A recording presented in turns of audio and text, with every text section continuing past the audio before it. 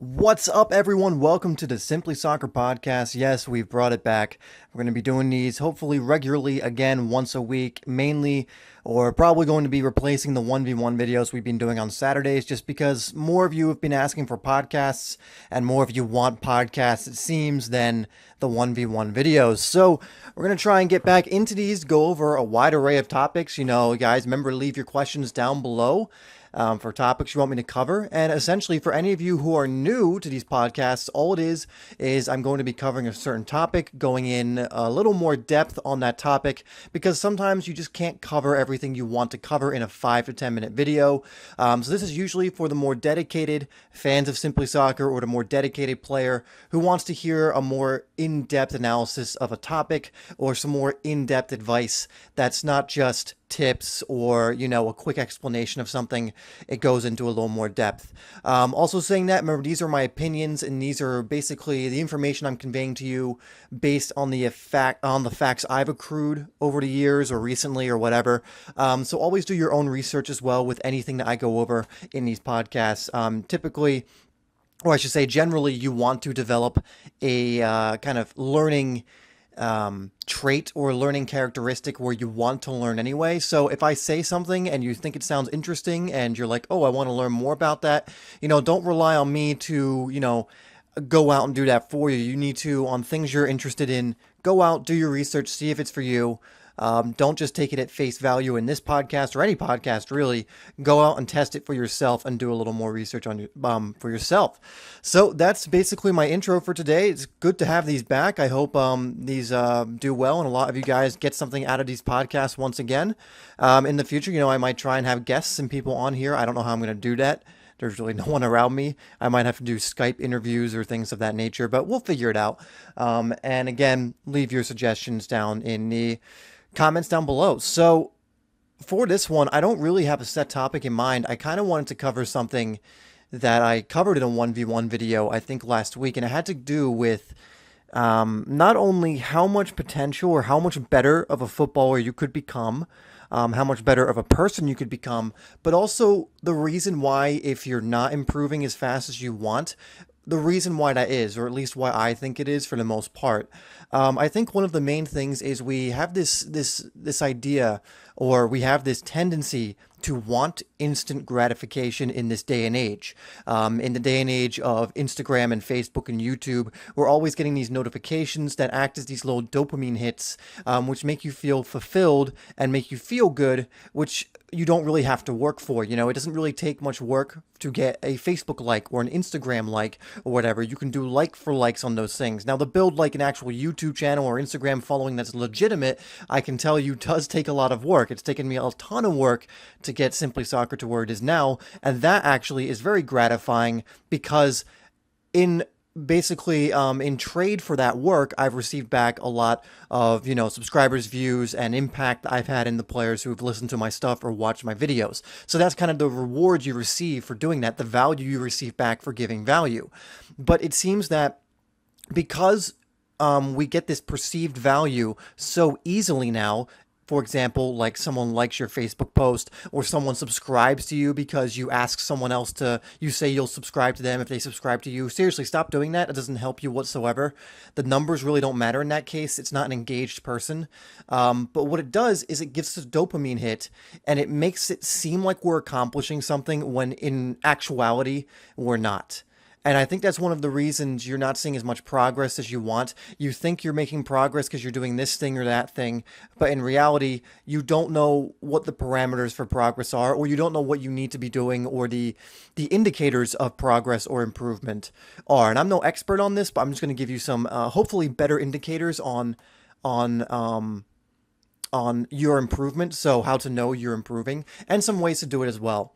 And again, you have to understand when it comes to improvements, and what I was getting at with that whole instant gratification thing with Facebook likes and notifications, or really any shallow gratification of that nature, instant gratification. What I'm getting at with that is we are getting out of this phase, or we're not conditioning ourselves to receive gratification or pride or this good feeling from doing the work.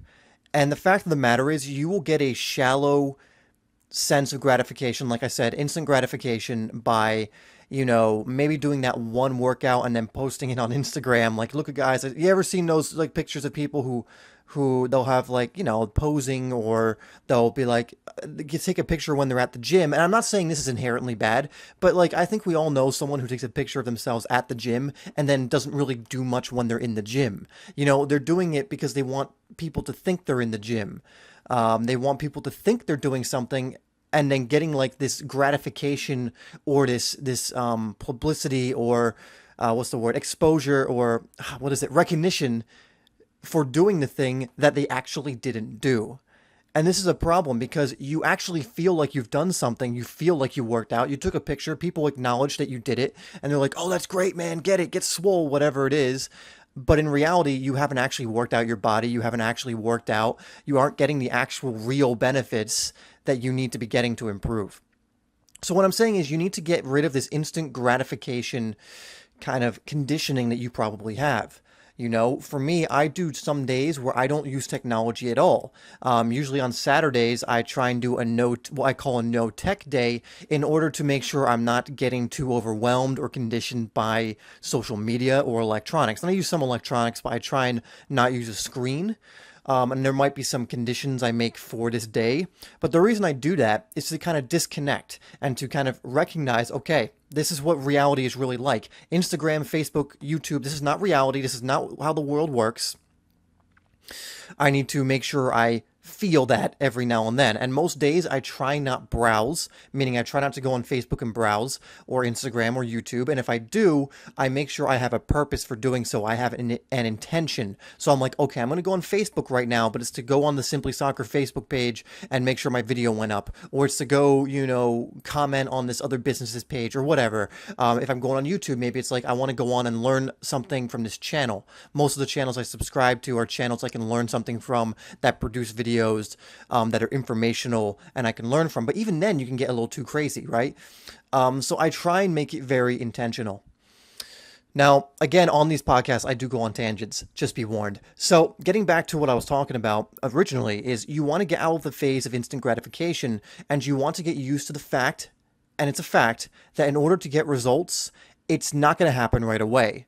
And I feel like for a lot of you who come to me and say, I'm not seeing improvements, is you do it for a little bit and then give up. Or you do it for a little bit and become discouraged because you're not seeing instant results. For example, maybe you go to the gym and you go for like a few weeks and you're not instantly huge or ripped or muscular in the way you thought you would be. And you go, what am I doing wrong? When in reality, you're probably not doing anything wrong. I mean, you may be doing something wrong, but the fact of the matter is you're not doing anything wrong that would have led you to becoming any more muscular. That's not enough time to become more muscular or to become much stronger. You started the process, sure.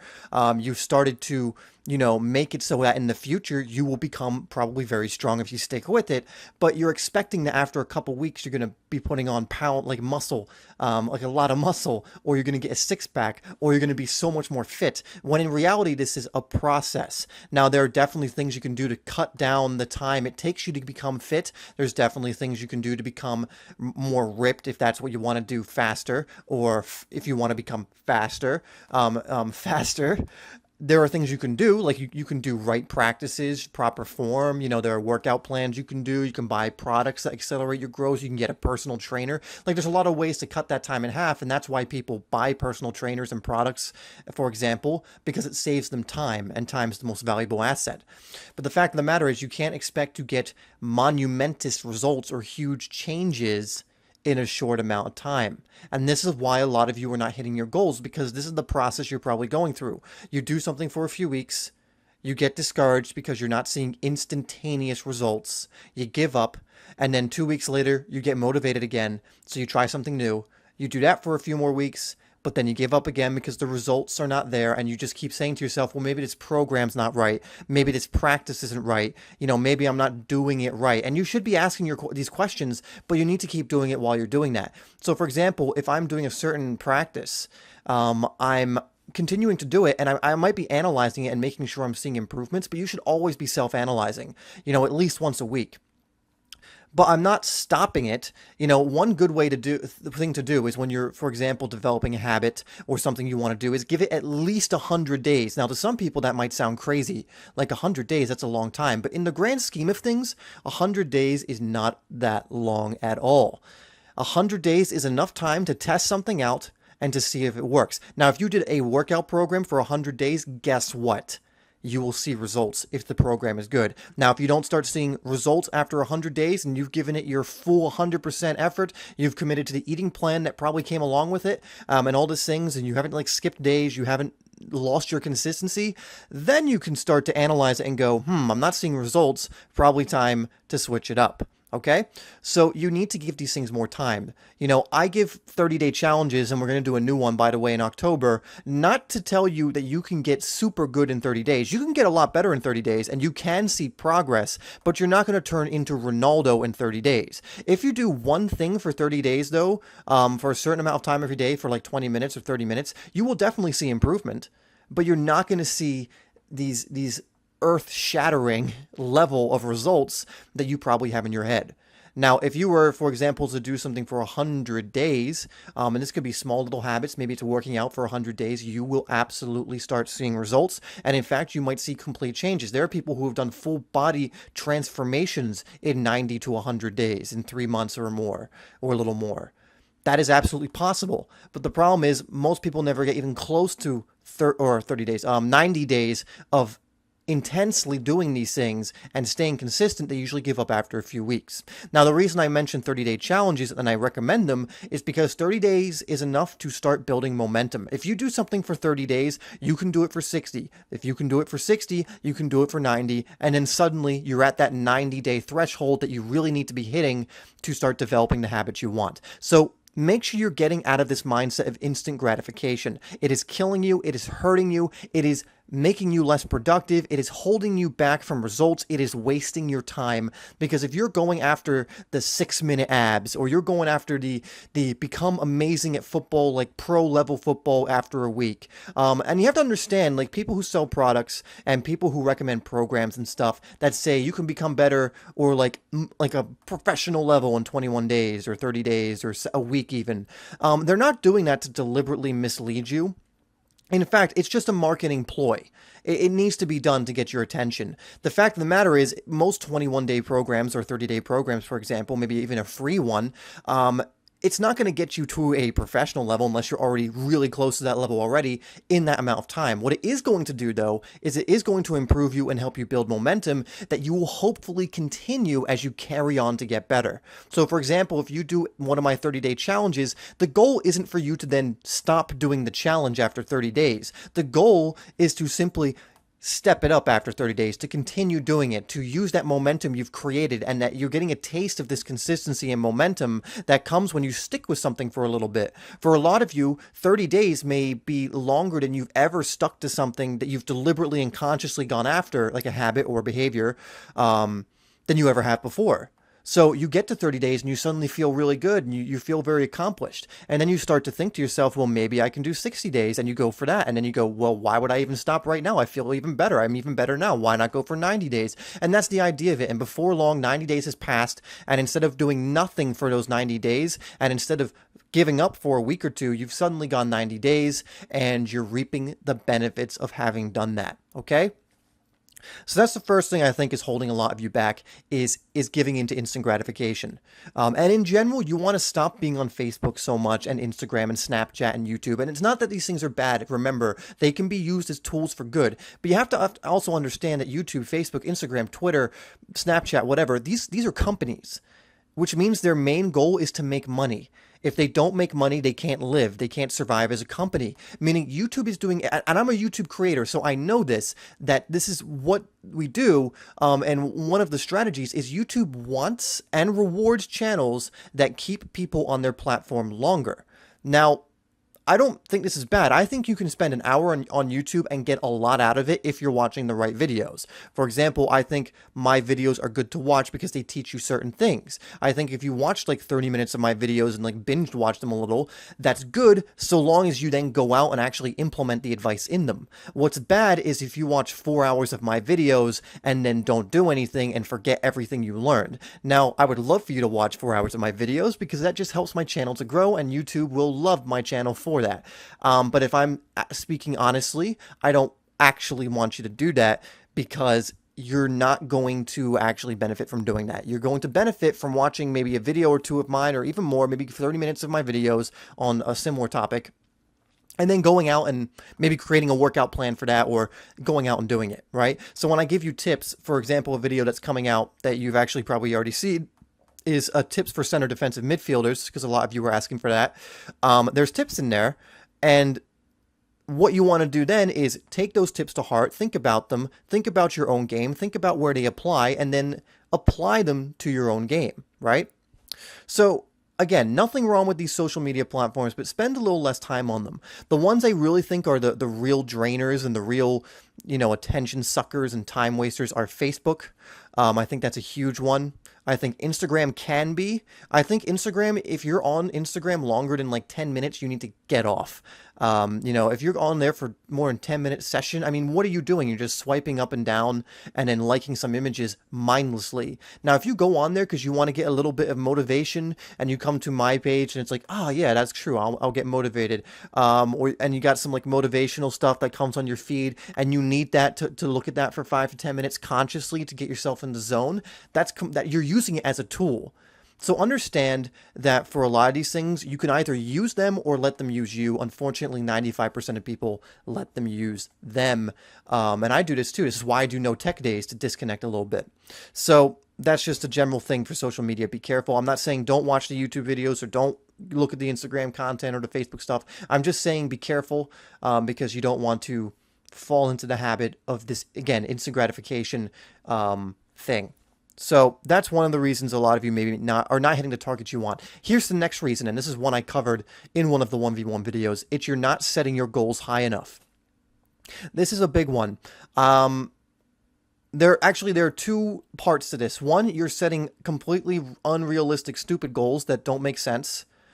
Or two, you're setting really low goals. There's a happy medium. Now, a lot of people will say you got to set these huge monumentous goals that people don't even think they say like when people think you're crazy for a certain goal, that's when you have the right goal. And this is right to a certain extent. But you also need to keep it realistic to a sense. Now, I don't want to confuse you here because you should set unrealistic goals. You should set realistically unrealistic goals. You want to set them in a time frame. So for example, me saying, let's say I want to become let's say you want to become a EPL level player. You want to play for Liverpool, or I'll choose a team you want to play for Man City and start for them. An unrealistic thing to do or say or try and go for is to say, I'm going to start for them and I'm going to be playing for Man City within the year. So within 12 months. Now, maybe some of you listening to this are at the level where that's actually realistic, but you have to gauge your own level. If you're not even making your high school team, then maybe you need to cut back a little bit and go, let me focus on starting for my high school team first. Now, again, this is a very happy medium to this. For example, because if you set the goal, I want to play for Man City, if that actually motivates you and inspires you and makes you work harder, then by all means set that goal. I'm not saying don't set that goal, because the whole point of setting a big goal is it inspires you and motivates you every day to get up and really work towards it. A lot of famous people, a lot of people who made it got there because they set big goals. And when you set big goals, you have to think differently. You have to act differently. You have to suddenly start acting like the person that would actually make that team or would get into that team or whatever. So let's bring it back a little here. So let's say you're on your high school bench or you're on JV. Let's say that. And for any of you unfamiliar with what that means, it means your school team, your between the ages of usually 13 and 18, the school team for that. JV is the second team, varsity is the first team, and some high schools have a 9th grade team, which is like a freshman team, which would just be a third string team, which would be like the U18s, kind of. That's a bad comparison, actually. Just think there's three teams, the one team that only freshmen can be on, then there's JV, and then there's varsity. So let's say you're on your sophomore on your junior JV team.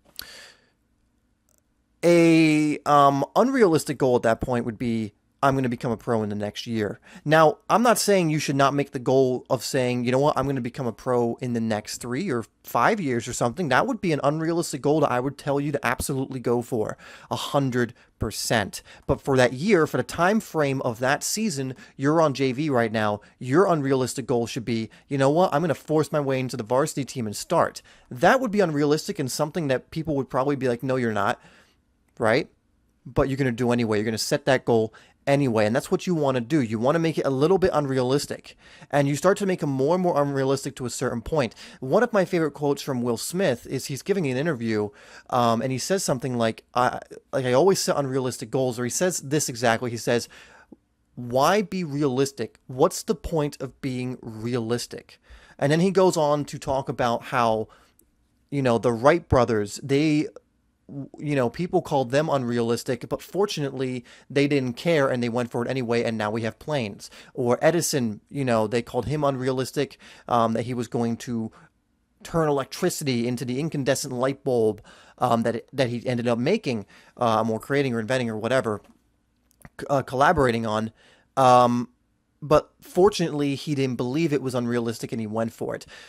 So essentially, the unrealistic goals you are setting, you are not seeing as unrealistic. You are seeing that you can actually achieve them. It's just to other people, they see it as unrealistic, but you're not going to care about what they think when you have a burning desire to go for it. So don't set small goals. If you set a realistic goal because you're like, yeah, I can do that, you're not going to grow.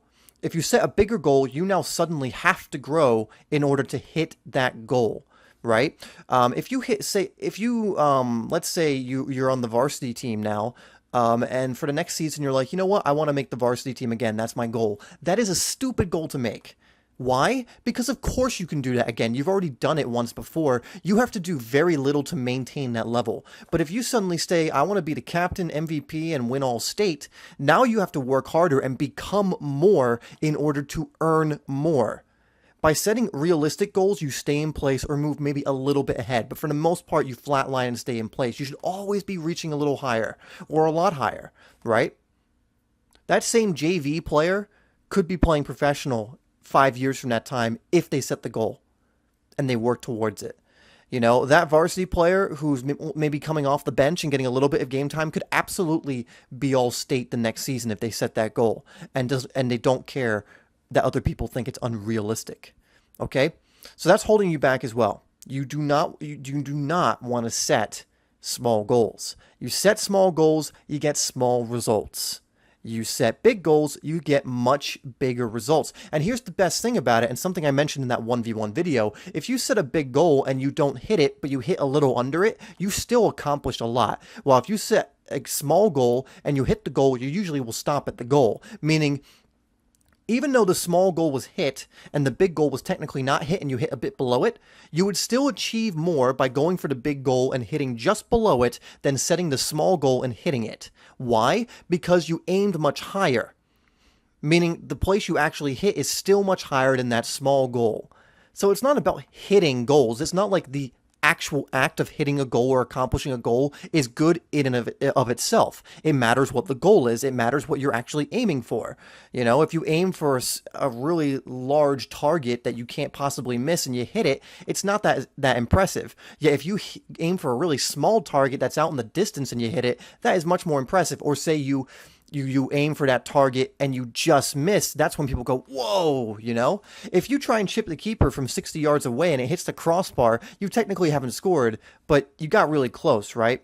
That's actually a terrible analogy because all goals are the same. But I think you know what I'm saying. If you went to hit, let's say you're shooting an arrow and there's a target, one of those typical circular targets in front of you and it's like 5 feet away and you shoot it and hit a bullseye. And let's say also this target's like twice the size of a normal one and you hit it. Is anyone going to clap their hands and be impressed and be like, whoa, good job, dude? No, because, it would be harder to miss, But if there's one like hundreds of yards in the distance and it's half the size of a normal target and you hit just the edge of it or you just miss, you're going to have people going, oh, man, that was close. Or, whoa, It's harder to hit but much more impressive if you even get close, right?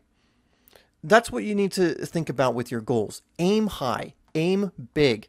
It may seem like a smaller target as it's harder to hit or something of that nature, but it's much more rewarding to go for that bigger goal and learn what you're going to learn along the ways and still potentially hit it and maybe even surpass it. And the thing is, I've set goals like this probably in 2017 was the first time I set these really high goals for myself. And through it, I've grown so much. By the end of the year, I'm 100% planning on hitting these goals. I have full faith that I hit these goals. But even if I don't, let's just do a hypothetical here. Even if I don't, I'm going to still be a much greater person and have grown as a person because I went for these goals instead of setting the so-called realistic goals, if that makes sense. So by the end of this year, over the last year, I would have grown so much more as a person because of the goals I set than if I had set much smaller goals that I actually hit, if that makes sense. So that's why you want to hit them. You want to set them as well, because you're going to grow as a person, a footballer, everything. If you set those higher goals, and you have to actually go after them as well. It's no good to just set them and then just do nothing. You need a plan. You need a plan of action and all that. So, all right. So I see we're at 25 minutes already. So that was a flow state if I ever saw one. So those are the two main things, guys, why you're not hitting your goals. One is you're not giving it enough time. I really recommend, you definitely, every time we do a 30-day challenge, make sure you're doing it, because that's going to give you a taste of what sticking with something will do. And then after you're done the 30-day challenge, keep going. I recommend doing 100 days, and this is not like some random number I've come up with. I got this number from John Assaraf, and if you want to look him up, he's someone who is a very successful entrepreneur, and he does a lot of research on the brain and how habits are formed and behaviors are formed and things of that nature. And that was the day he gave. He said whenever he's creating a new habit or trying to remove a certain habit, he used the example of sugar addiction. Every single time he gives it 100 days. And then after that 100 days of doing it every single day, he'll analyze it and go over whether it's something he wants to continue doing. But he said that any days less than 100 days for whatever you're trying to do is not enough to determine whether it's going to work or not. You have to give the behavior or what you're doing time, in order to see if it's actually going to work or benefit you. I'm just saying, you work out for 100 days using a certain routine and you're increasing the challenge, I guarantee you you'll get fit, you'll get in shape if you're doing the right things.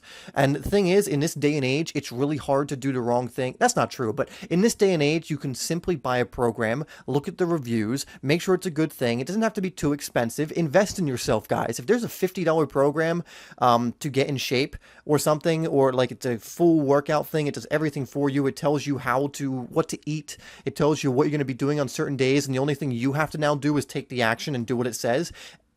Buy that program. And if people have done it before and it works and it's proven to work and all that, why would you not buy that program? You think you're going to give a shit about the $50 when 3 months from now you're in super good shape? No.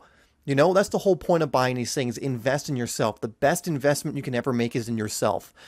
Okay, because you may not now be down $50, but this advanced version of yourself is, one, easily going to be able to make that back, and two, is going to be in such a different place that you can't even imagine right now, that things are going to change completely. So invest in yourself too. Okay, that's another huge lesson, and we'll go over that in later podcasts, because I always see when someone releases like a paid program, people come to my channel all the time and go, I'm so glad you released these free videos and you don't charge money and all that, because all these people are scam artists and they're charging money for their programs. And I'm like, that's nice of you to say, but these people who are charging you money for their programs are helping you more than you know. A paid program is a gift. A paid program is great. The amount of programs I've bought that have helped me, have cut like my learning curve in half, have been numerous. Never think a paid program. 95% of paid programs are not scams. 95% of programs that you see that use salesman tactics and use all these salesman ploys are not scams, guys. I'm telling you right now, they are completely legitimate. I don't think I bought maybe one program that I felt was a little fishy, and that's probably like 5%. So like, yeah, 95 of them of them are legit. When you buy a program, if you put in the work and you do what it says, more likely than not, you will get the results. And you think about it, the price for most programs is really really good. If you pay $30 for or $50 for a workout program, you are probably getting a bargain. I paid $67 for a workout program recently, and in a month, it already given me so much benefit that it is being well worth the money. The program is worth way more than $67. I can tell you the reason he's only charging $67 is because many people are buying it, so it's beneficial to him because he's making money doing something that he knows. He has a skill. He's teaching people how to get in shape, or in this case, it's movement training, so he's helping people with that. What you're getting is a very reasonable deal, $67 for a complete program, and you're also getting the benefit of his expertise, of him creating the program for you, of him pretty much doing all the work that it would otherwise take you forever to figure out if you're not already an expert. And you're getting the benefit of getting into shape by it. It is an incredibly great deal, but so many people think that spending money on, you spend money on new shoes, you spend money on video games, you spend money on movies, you spend money on so much useless crap, and then when someone charges like money for a program, people are up in arms. Look, if you find a program you think is really good, and so for me, like this movement thing, and I have the money to buy it, and I know I'm going to do it, do it. It's not a scam. Yes, free videos are great, but paid programs are usually paid programs for a reason. They're usually better. They usually have higher quality. They're usually more organized. There usually is more information, and it's usually always amazing value for money. You're usually always receiving more than you pay. So a little rant there at the end, just because I get frustrated, and I really want you to take this to heart because it will help you. And I'm not saying this so you buy any of my programs. I don't actually have any programs right now, although I am working on some. I'm saying this because I've done this. I have bought many programs, and I have to tell you, even the programs that have cost me hundreds of dollars, yes, I've paid for programs that have cost like $300, $400. They have been absolutely worth it, worth every penny. I would absolutely pay that amount again, and for a lot of them, I think the deal is an absolute bargain. If I had more money currently right now, I would be going to seminars and events and things in order to learn even more. Never underestimate the power of learning and then applying what you've learned, and these programs will help you do that, okay? And speaking of getting to your goals faster, buying programs and then actually following the programs will absolutely do that. As a lot of you know, I'm a big fan of Train Effective, for example. Now, that is pricey, but you're getting what you pay for. So if you can afford it, like if you can afford to do it, then do it, because it will change you. You don't understand. It's cutting the time in half that you would take to learn this stuff. If you're 12 years old, 13 years old, or it doesn't really matter your age, but if you're at that stage and you're looking for something to help you, buy a program like that if you can afford it. Ask for it for Christmas if your parents get you Christmas gifts. Stop asking for FIFA, or stop asking for the new shoes or the coolest jersey or whatever the hell that is. Start getting stuff at a young age. Do it young. I wish I was doing this at 12. I wish at 12, instead of asking for a new football or asking for new cleats when I didn't really need new cleats, which would cost like $100 or $200, that I was buying a training program, or I was getting 1v1 help, or I was doing something of that nature. Now there weren't so much of this. The great thing is for you is this stuff is available to you now. When I was 12, when was I 12? There wasn't really these programs and stuff out there online. But for you, it is. So invest in yourself. That's another thing that's going to get you to your goals very, very much faster, very quickly, and as long as you take the action. All right, guys. So I'm going to end it there before I go off. You know what? We'll do a whole different podcast if you want me to about investing in yourself, areas I believe you should invest in yourself, and things of that nature. So if you do want that, just let me know, and I will get on it. All right, guys. So thank you. I think we're going to stop it there. Again, in typical Simply Soccer podcast fashion, we've gone on many tangents. Don't worry, once we get back into this a little bit, I'll have notes and I'll organize this a little more. Anyway, as we typically do, we will do a hashtag in the comments so that I know who has listened to this all the way. Yes, you sneaky devils thinking you can tell me you've listened all the way when you haven't, or you're commenting on my video 30 seconds after it's being released and going, good video. How do you know it's been out for 30 seconds? Another thing that's really annoying, guys, I don't, like, I care if you watch the videos, but don't say after 30 seconds of the video being released that it was a good video. You have not had time to watch and determine whether it is good or not. I could literally, release like a whole 6-minute video of a donkey pooping or something. That's graphic, but something of that nature, and I would still get people commenting good video who just come to it right away and post that. So here we go. We're not going to do a hashtag donkey pooping. We're going to do hashtag invest. So hashtag invest for invest in yourself. If you put hashtag invest in the comments, it lets me know that you've listened all the way through to this podcast. And I just like that because it shows me the people who are investing in themselves, because listening to this is 100% investing in yourself. You're trying to learn new information and ideas that are going to help you move forward and progress as an individual and a person and as a player as well. So invest. And then if you leave that hashtag in the comments and then leave me a question or comment, I am 100% more likely to answer you, because I want to answer the people who are actually listening to these all the way through. Okay.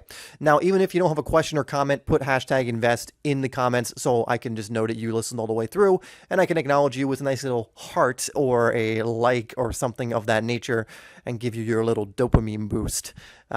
Just kidding, but yeah, put it in there anyway. All right, guys, so thank you for listening. Recommend some more topics for podcasts, and I will see you. I won't see you, will I? I will speak to you in the next one.